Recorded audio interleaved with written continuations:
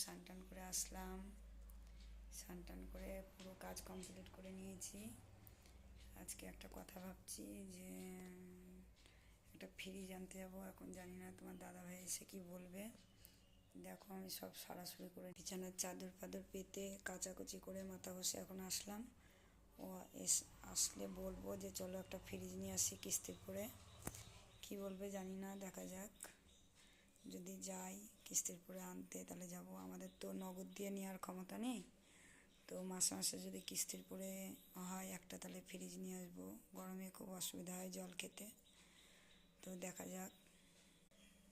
দেখো বন্ধুরা, আমরা তো খুব বড় লোক না, আমাদের কোনো জিনিস নিলে কিস্তির করেই নিতে হবে। কারণ তোমার দাদাভাইয়ের তো জানোই হার্টের অপারেশন করা, অত চাপ দিয়ে কাজ করতে পারে না। ছেলেও এখনও দাঁড়ায়নি ঠিক মতন, 2 মাস কাজ করে ওখানে অসুবিধা হচ্ছিলো, চলে এসছে।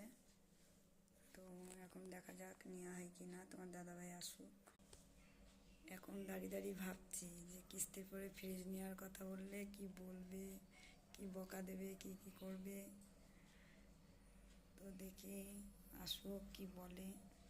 আমার খুব শখ অনেক দিন থেকে একটা ফ্রিজ নেওয়ার, তো হচ্ছে আর না। যদি হয় দেখি, তাহলে যদি যাই তোমাদের দেখাবো।